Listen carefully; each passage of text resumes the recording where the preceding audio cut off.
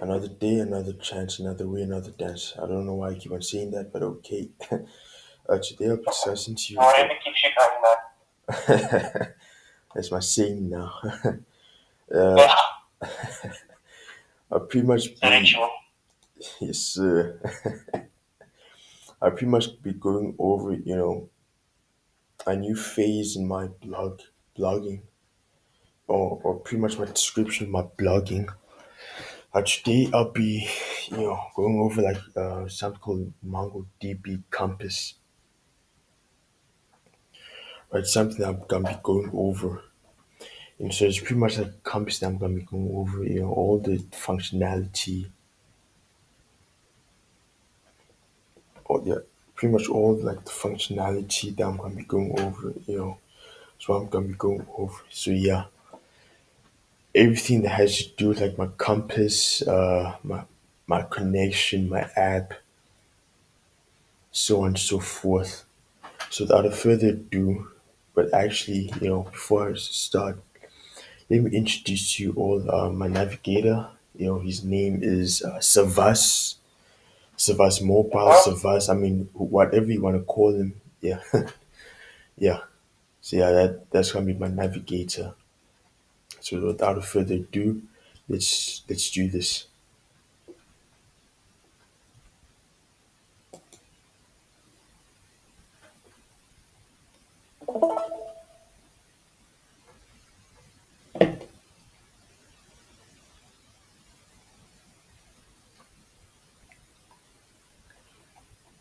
So as you can see here, in this chapter is gonna be discussing, modules and so on and so forth. Introduction to MongoDB. So we'll use MongoDB in the backend database for our app.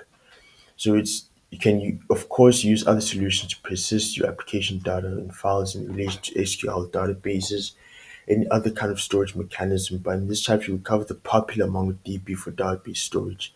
So obviously, the reason why we're going to be using MongoDB is because it's highly popular and it's one of the best SQLs to use. So MongoDB is a NoSQL database.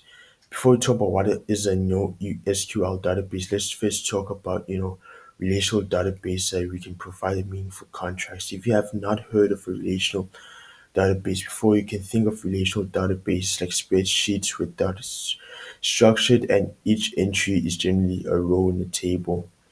Relational databases are generally controlled with SQL, or structured query language. So that's what URLs are.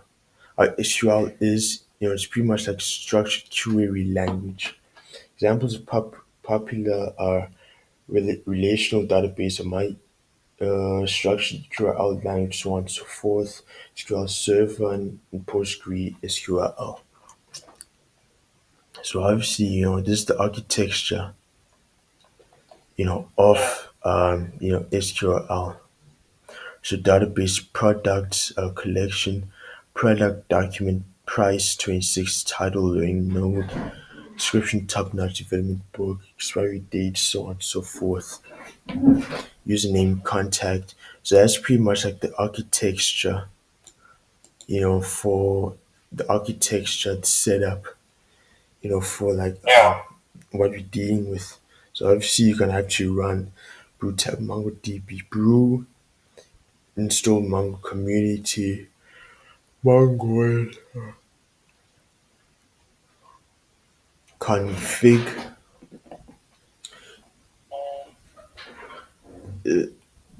npm install mongoose, so on and so forth. You know what I mean? So that's what you're gonna be dealing with. So yeah, Mm. that's pretty much we have what you're gonna be doing. So as you can see, Mm. go to my test.js. So we're gonna be adding a new file called test.js. Mm. So what that file does is it's pretty much gonna be responsible for all our posts that we're gonna be creating. So that's what it's gonna be Yeah. responsible for. So blog post create post, delete this, delete post, create post. so on and so forth. So that's what I'm be responsible for. So you got our variable require mongoose, which is our app. So that pretty much sets up or imports our mongoose module or module into our file, into our app. So you'll be able to use everything that we have in our MongoDB campus and also MongoDB or Mongo database campus. So when we go to my database and blog posts, as you can see here, it says blog post that create. As you get to our blog post, you'll be able to access it. And then modules that blog post. So what that does is it imports, the part that we use in our app, into our test.js, which we use to like create more. So you got a schema, the schema, very same schema that we use for like confetti cuisines, so on and so forth. So you got require mongoose that schema, blog post schema, new schema, const blog post equals mongoose that module blog post schema, module that exports blog post, so on and so forth. So yeah, that's pretty. I mean, that's that's pretty much what we're dealing with here.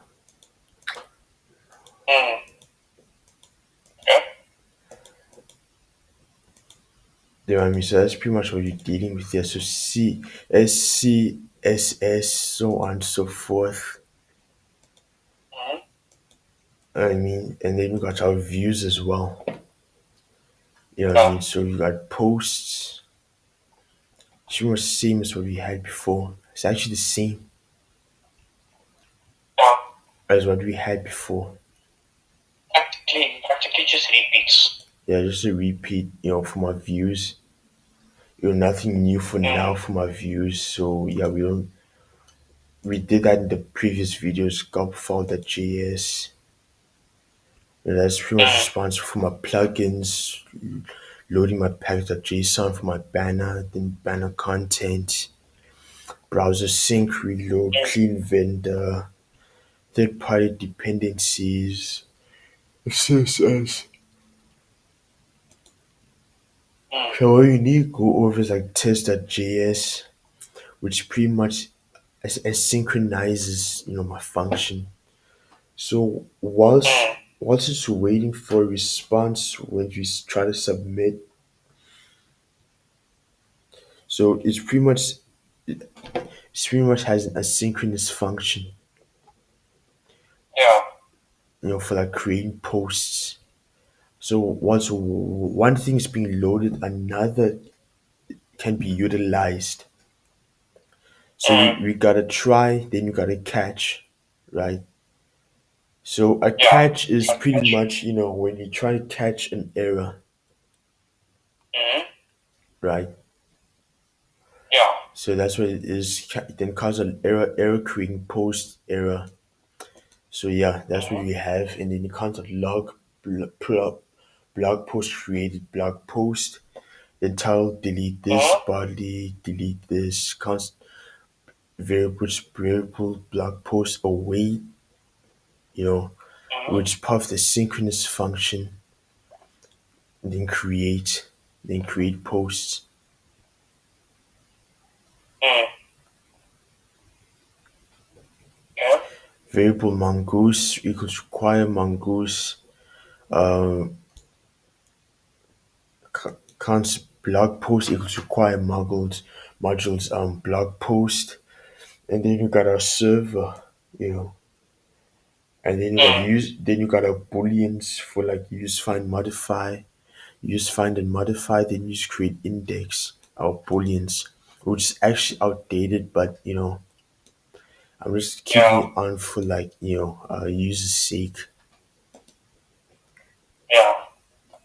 And then you got that. and then JSON, which saves our dependencies, stores it here. Then package.json, which pretty much stores our node modules and saves them here. Mm. Node modules, Okay. just stores what we have here.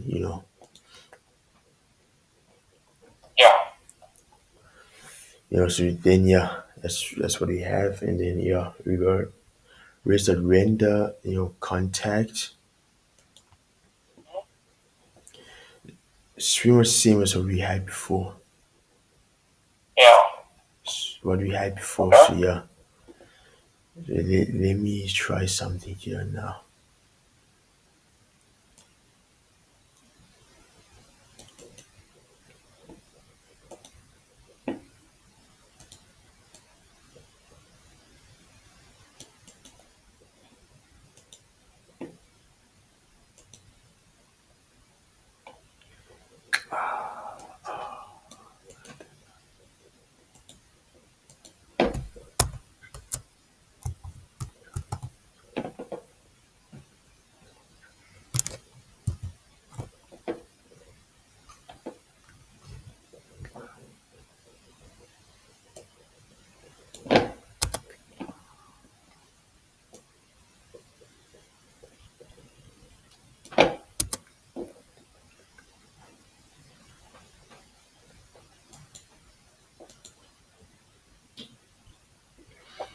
Blog posts.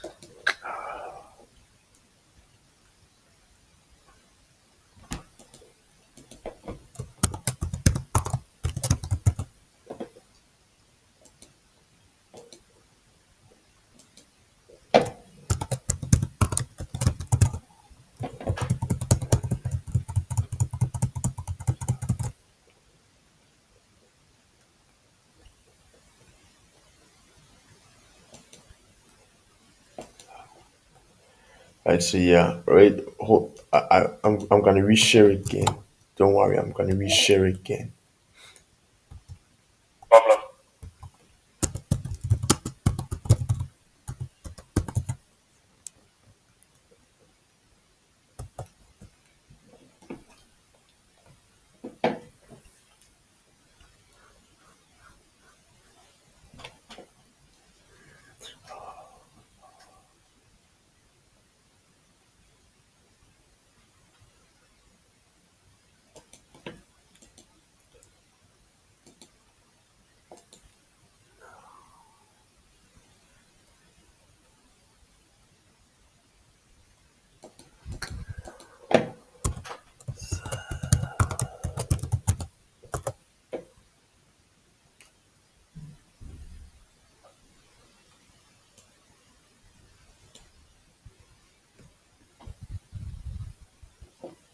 Oh,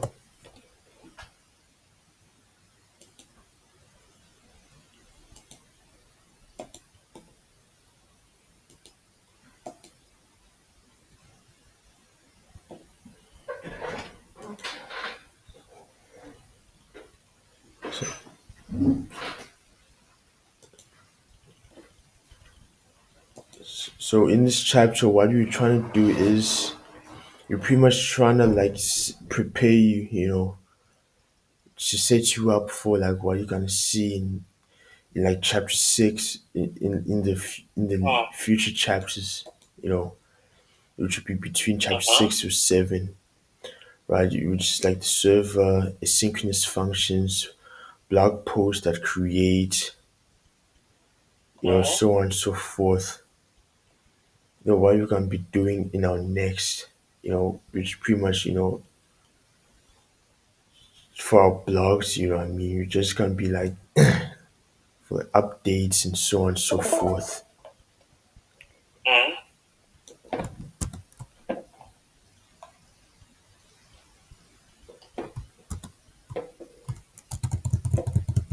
Yeah, and then we got MongoDB. So what happens Mm-hmm. here is, right, you press plus. Mm-hmm.